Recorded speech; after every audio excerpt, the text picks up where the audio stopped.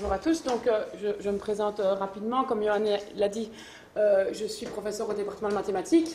Et donc, mes anciens professeurs vous diront que j'ai mal tourné puisque j'ai fait ma thèse en didactique des mathématiques et que donc je ne fais plus des mathématiques très compliquées. Je ne travaille plus que sur des mathématiques simples, mais sur comment enseigner les mathématiques. Ce qui explique peut-être que quand j'ai commencé à enseigner, donc à avoir en charge des cours théoriques, parce que j'ai évidemment commencé comme assistante où je n'avais que les TD, eh bien, je me suis posé des questions assez rapidement et j'avais envie de mettre en place des choses qui étaient conformes avec ma formation de didacticienne des mathématiques. Alors, tout de suite, puisque je vous situe les choses, ce n'est pas que je ne fais de l'innovation qu'à l'Université de Liège et que donc je n'en fais pas profiter l'UNAMUR. C'est juste que, comme vous l'avez vu sur le premier slide, c'est un dispositif que j'ai mis en place en grand groupe. Et ici, le maximum que j'en ai, c'est 20, puisque je ne donne cours qu'au master. Donc, tout de suite, c'est moins impressionnant avec 20. C'est pour ça que je vous décris le dispositif mis en place à Liège. Mais les idées sont quand même les mêmes, je vous rassure. Je ne réserve pas l'exclusivité de mes réflexions à l'Université de Liège. Et donc, une deuxième chose, c'est qu'en fait, à Liège, je ne suis pas engagée au département de mathématiques, mais à l'école de gestion.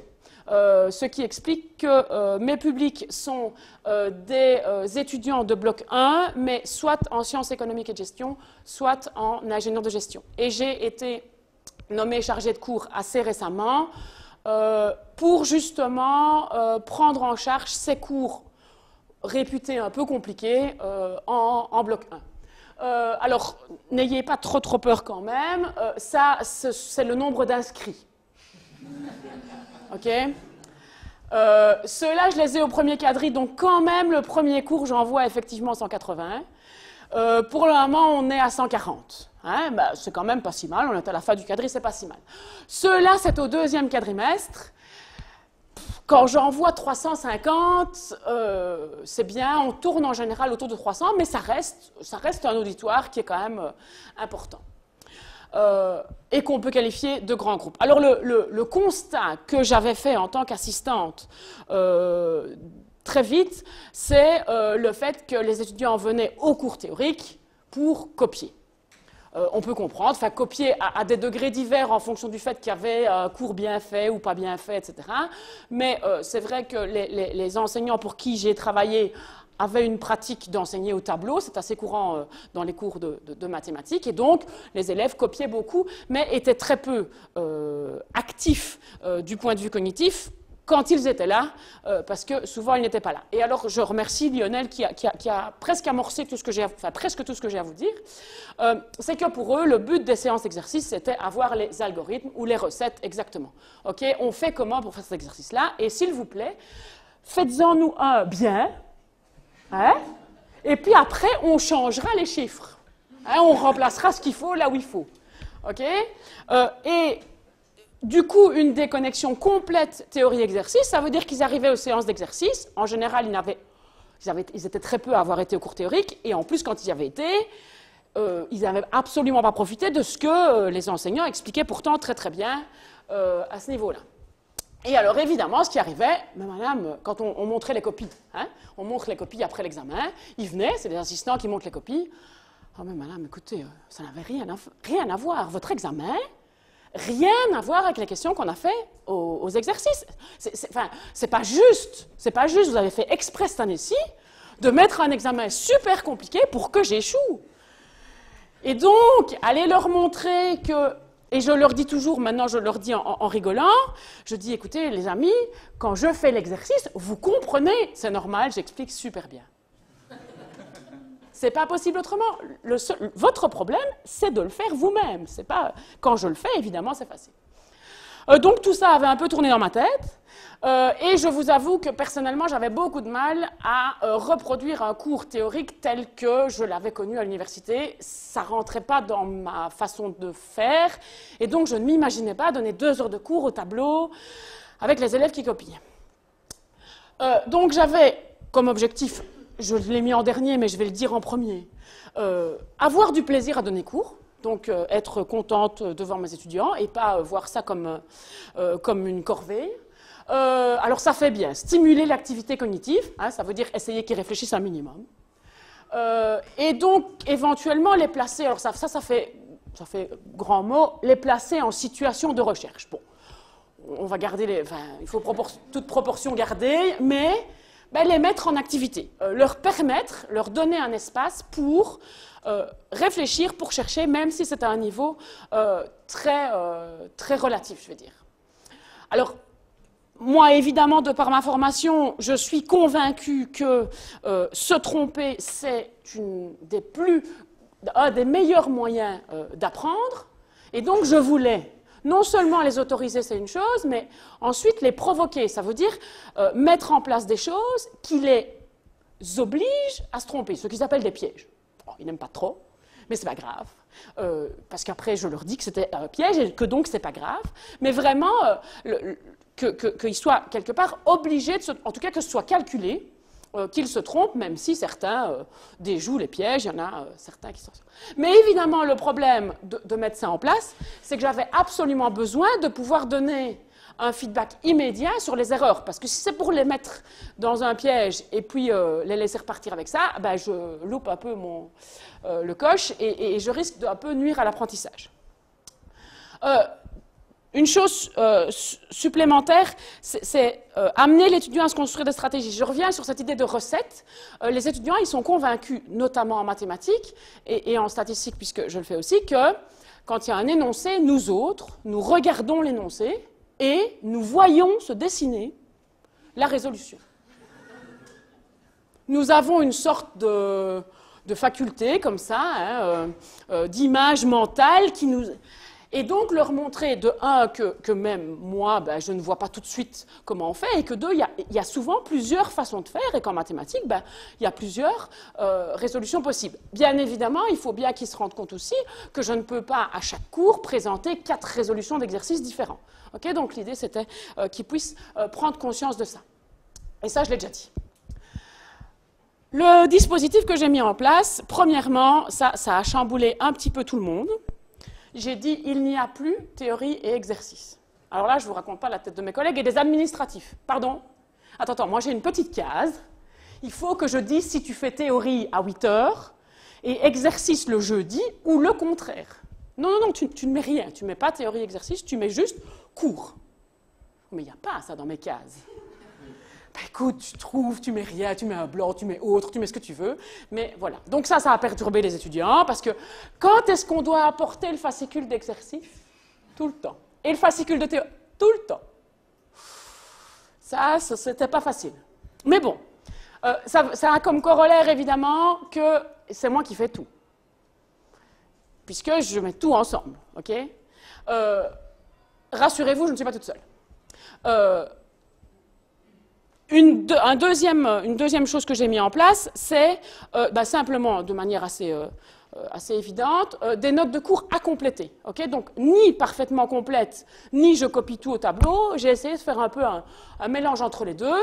Et donc, l'idée était quand même de gagner un petit peu de temps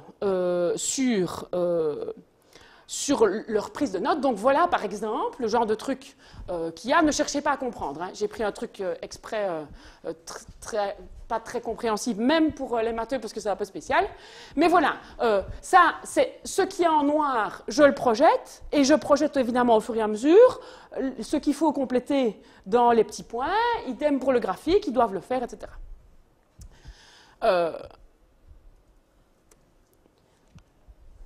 Et l'idée était celle que Lionel a mis en place aussi, sauf que ce n'est pas tout à fait, c'est que pour tout ce que je fais, je veux qu'il y ait un input de l'étudiant. Pratiquement tout. Donc, je ne résous jamais un exercice au départ, je donne plein d'exemples, je donne plein d'activités différentes, et à chaque fois, je préviens les étudiants, c'est un contrat à mettre en place au début, à chaque fois, ils savent qu'ils ont du temps pour se lancer dans l'activité. Et non seulement ils ont du temps pour se lancer dans l'activité, mais en plus, on circule dans les bancs pour répondre à leurs questions sur l'activité en question. Donc je dis « on », puisque je ne suis pas toute seule. Là, pour les 180, enfin qui sont 150, 140, on est 3 pendant le cours, et pour les 350, on est 4. Dans le cas du cours de stats, donc du plus gros groupe, je suis aidée en fait par des élèves moniteurs. Système qu'on n'a pas encore ici, mais dont on a parlé. Je sais qu'il y a eu quelques points de conseil de fac, etc. là-dessus. Ce sont des étudiants que je prends soit en... Alors, on dit pas bloc 3, mais la 3e année qui sont là, quoi.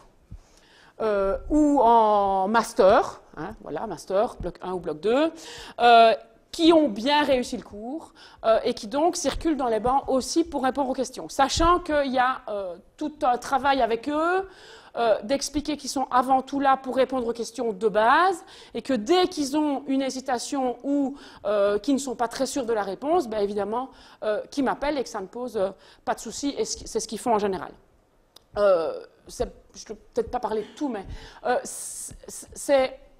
c'est aussi intéressant pour les étudiants parce que pour certains, c'est plus facile de s'adresser et de poser une question en grand amphi à un étudiant moniteur qu'à l'enseignant qui est celui qui va évaluer à la fin, etc.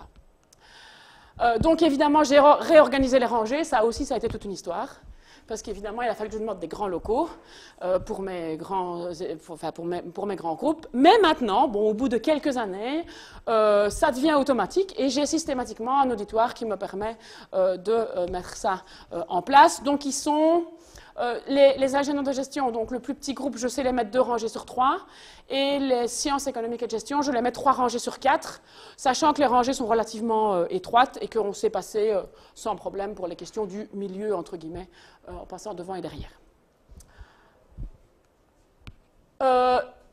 J'ai pas le temps de parler de ça, mais il y a toute une partie apprentissage du tableur, parce que en ce qui concerne le cours de statistique descriptive, bah, ça ne m'intéresse pas qu'ils fassent plein de calculs et qu'ils passent leur temps sur la machine à calculer. Donc, il y a toute une partie apprentissage du tableur. Celle-là se fait en e-learning, mais si vous avez des questions, je veux bien y répondre, mais je ne vais pas m'étendre là-dessus. Et évidemment, comme Lionel, le recours important au Web Campus, ça veut dire que dès que j'ai été un peu vite ou que je les ai laissés avec un exercice à finir, parce que j'avais pas été jusqu'au... parce que voilà, on était en cours, ben, je recours au Web Campus pour qu'ils aient des corrections complètes. Sachant aussi que j'ai l'aide non négligeable du système podcast qui fait que j'enregistre tous mes cours et que donc ils peuvent avoir accès à tout... Enfin, ils peuvent revoir le cours et ils le font. Donc voilà, c'est le genre de choses qui se met en place. Et... ça peut être anecdotique, mais quelque part, c'est ce qui permet de mettre les étudiants un petit peu dans l'ambiance, dans le climat qui va régner tout au long du quadrimestre. C'est une séance boîtier de vote électronique. Et donc, chaque fois, la première séance, ben, c'est une séance où on va faire des prérequis. C'est des choses vraiment de base. Et je le fais avec le système de boîtier de vote électronique. Et je m'arrange, c'est fait exprès pour qu'il n'y ait pas un boîtier de vote par personne. Parce que l'objectif n'est pas seulement qu'ils répondent, mais qu'ils se mettent d'accord sur une réponse par 2 ou par 3, qu'ils en discutent et puis on corrige ensemble. Et ça permet qu'ils prennent conscience, parce que ce n'est pas si facile, que le contrat qui est en cours dans mes cours n'est pas le même que le contrat classique à l'université avec lequel ils sont habitués. Et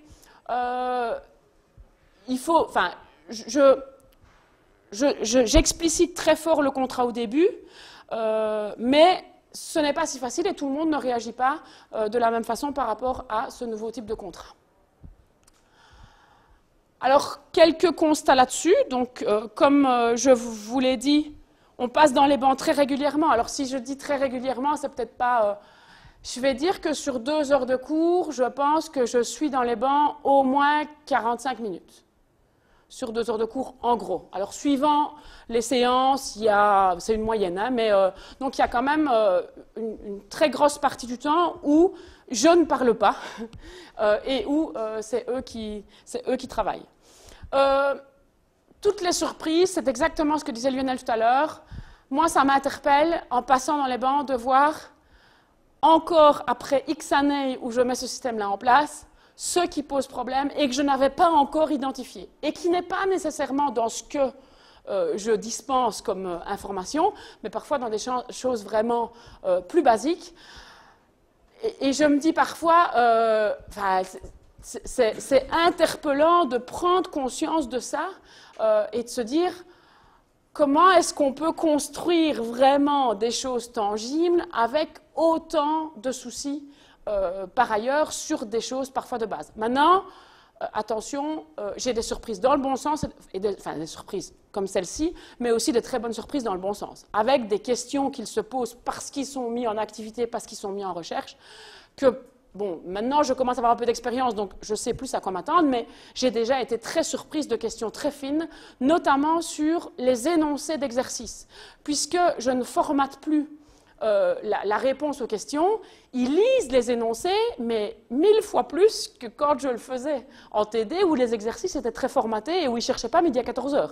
Ici, parfois, ils me disent oui, mais attendez, là, vous avez voulu dire quoi, etc. Et j'ai déjà été surprise de voir à quel point on se plaint qu'ils ne lisent pas les énoncés, mais je pense qu'il y a une grande partie qui vient du fait qu'on ne leur donne pas toujours l'occasion de lire les énoncés tout seuls, et que souvent, enfin, moi je vois mes étudiants futurs enseignants ici, ben, on commence à lire l'énoncé, et puis que fait l'enseignant? Alors, qu'est-ce qu'on a d'intéressant là-dedans? Donc, il y a ça, ça, ça. Et voilà que les 5 informations importantes sont listées au tableau, sans que l'étudiant n'ait eu à faire le travail de repérer dans l'énoncé ce qui était important et ce qui ne l'était pas. Et du coup, comme je dis souvent à mes étudiants, ben, ça veut dire que si vous jouez à ça, enfin si vous fonctionnez comme ça, bien sûr, ils réussissent mieux, puisqu'ils ont les données à leur disposition et qu'effectivement, ça les rassure, ils peuvent faire plus de choses. Mais le problème, c'est qu'ils se retrouvent à l'examen avec, pour la première fois, ben, à interpréter un énoncé, à en ressortir les informations utiles, etc. Et donc, quand ils n'ont pas eu l'occasion de se rendre compte que c'est compliqué, ben souvent ils ne se posent pas cette question-là parce qu'en préparant l'examen, qu'est-ce qu'ils font? Ils refont les exercices qu'on a vus au cours. Ben, les exercices qu'on a vus au cours, ils ont déjà eu tout le travail dessus. Et donc, on se retrouve à ce que j'ai dit au tout début. Mais madame, vos questions, c'était beaucoup trop difficile. On a beaucoup de questions. Alors, j'ai bien dit la recherche de compréhension. Je n'ai pas dit la compréhension n'est plus déférée parce que on sait que la compréhension, c'est un processus lent, c'est un processus qui prend du temps, donc on ne peut pas s'attendre, et c'est parfois très frustrant, à ce qu'ils comprennent tout au moment même.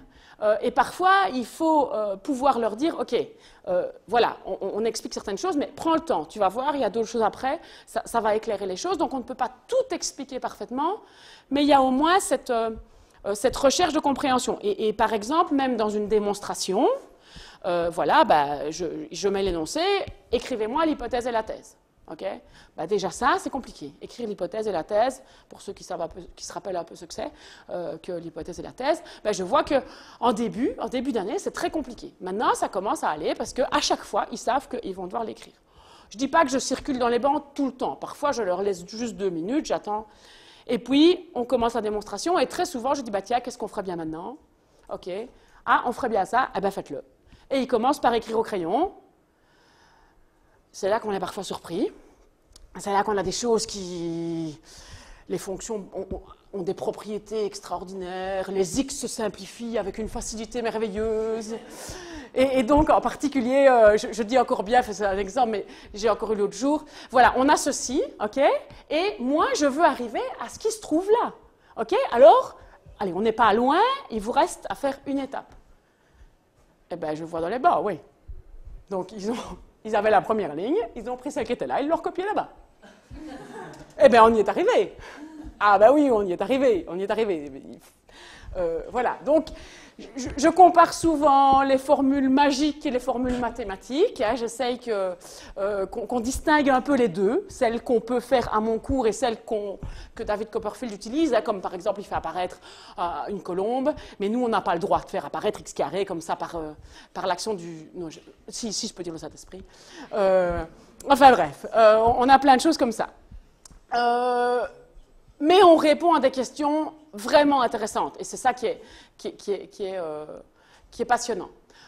Moi, j'estime que mon rôle de formateur enfin, on a tous un double rôle de formateur et d'évaluateur, et moi, j'ai vraiment besoin de sentir qu'à un moment, je suis là pour les aider, et que toute la partie évaluation, elle est repoussée plus loin, parce que c'est aussi un corollaire. Quand je dis... Oui, vous vous êtes tous trompés, mais c'était fait pour... J'ai exactement fait ce qu'il fallait pour que vous vous trompiez, les gars.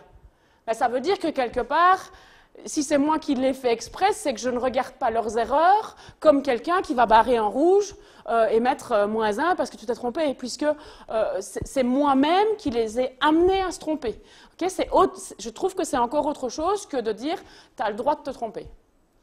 Et puis souvent, oui, je prends, et c'est ça qui est bien, c'est que comme je passe dans les bancs, je vois des choses qu'ils ont faites, et je repars avec ce qu'ils ont fait pour l'expliquer devant tout le monde. Donc je dis, ah, il y en a qui ont eu des très grandes idées, les amis. Vous voulez voir leurs grandes idées? Et alors je montre. Ça les fait beaucoup rire, hein, parce que, oui, à ce moment-là, ils se rendent bien compte que ce n'était pas juste, mais quelque part, ça fait son chemin, et je leur dis, pas de problème, vous pouvez vous tromper. Il y a quand même un moment où il faudra arrêter de simplifier les X qu'on ne peut pas simplifier, mais... Et si ça pouvait être avant janvier, ça m'arrangerait. En tout cas, ça vous arrangerait. Mais il y a tout ce côté-là qui est intéressant. Ça, je l'ai déjà dit, c'est qu'il y a beaucoup plus d'appropriation des énoncés. Et moi, quelque chose qui m'interpelle, c'est que j'ai un taux de présence à l'examen plus important que la plupart de mes collègues. Donc, ils viennent à l'examen, je ne dis pas qu'ils réussissent l'examen. Mais au moins, ils viennent. Ça veut dire que pour moi... Ils ont l'impression qu'ils seraient capables de s'en sortir et que j'ai très peu de questions blanches. J'ai parfois des choses qui ne ressemblent pas tout à fait à ce que je voudrais. On en est bien conscient, on n'est pas chez les bisounours, mais au moins ils font quelque chose. Alors parfois il faut lire tout haut, ou les démonstrations sont assez originales, mais là où j'ai pas mal mes collègues de mathématiques me disent, ben moi, ils ont fait toutes les questions d'exercice, et puis théorie, rien, blanc, rien du tout. Et bien ça, je l'ai vraiment très peu. Des feuilles blanches, je les ai vraiment très peu. Alors on n'est pas dans le monde des bisounours, je vous l'ai dit. Ce n'est pas si facile que ça de les mettre en activité à 300, et puis de dire, les gars, on revient. Allô, je voudrais bien parler. Bon, j'ai un micro, évidemment, ça aide. Oui, il faut être quand même un petit peu ferme au début, mais globalement, ça se passe relativement bien. Maintenant, ça prend de l'énergie. Hein. Certains ne rentrent pas dans le jeu, mais c'est un petit peu ce que Lionel disait. Moi, j'estime que je leur donne des outils pour apprendre et pour, je leur dis quand même, pour essayer de rentabiliser les heures qui sont en présentiel plutôt que de le faire à 6 heures quand vous rentrez à la maison ou le 18 mai en même temps que vous devrez faire tous vos cours. Ceux qui ne veulent pas rentrer dans le jeu, tant pis. Maintenant, j'en ai fait une philosophie, mais au début, c'est pas facile. Psychologiquement, c'est pas évident quand on met tout ça en place de voir qu'il y en a encore qui plongent sur leur GSM dès que je dis, allez, on se met au boulot. Voilà, il faut le savoir, c'est pas... J'ai dû faire très attention à la façon dont je formulais mes questions, puisqu'ils lisent les énoncés avec beaucoup plus d'acuité. Bah, du coup, je peux plus compter sur le fait que c'est formaté et qu'ils vont, par effet de contrat, répondre ce que je veux répondre. Et ça, c'est peut-être la difficulté, mais que cette année-ci, j'ai facile parce qu'en plus de l'écran, j'ai des tableaux. C'est le fait de pouvoir quand même rebondir par écrit à des choses qui me sont proposées. Donc, quand ils me proposent des solutions, ben, ce n'est pas nécessairement celles que j'ai encodées dans mes slides, donc je ne vais pas l'encoder en direct, surtout que c'est du latex. Mais voilà, il faut arriver à gérer, écrire au tableau. Maintenant, écrire au tableau, quand vous en avez 300 qui sont placés 2 rangées sur 3, ben, vous faites des lettres comme ça, pour qu'ils voient. Alors, j'ai fait aussi une petite enquête, mais je n'avais pas envie beaucoup d'en parler. En fait, je ne suis pas très... Je disais à Johan, je ne suis pas très branchée évaluation du dispositif parce que je le fais avant tout pour me faire plaisir. Alors je veux évidemment que mes résultats ne soient pas moins bons que ce qu'ils ne seraient si je donnais un cours traditionnel, et ce n'est pas du tout le cas, et globalement, j'ai un taux de réussite assez important, surtout pour un cours de mathématiques en bloc 1. Donc, ça me conforte. Les étudiants, on a des évaluations pédagogiques comme ici, évaluation de l'enseignement. Les évaluations sont très bonnes, vraiment très très bonnes. Voilà, moi, je vais dire, ça me suffit à partir du moment où je remplis mon contrat et que moi, je suis plus heureuse comme ça qu'autrement. Voilà ce qu'ils ont. Ce que j'aime bien, c'est qu'ils mettent en évidence, finalement, ce que moi, j'avais comme objectif.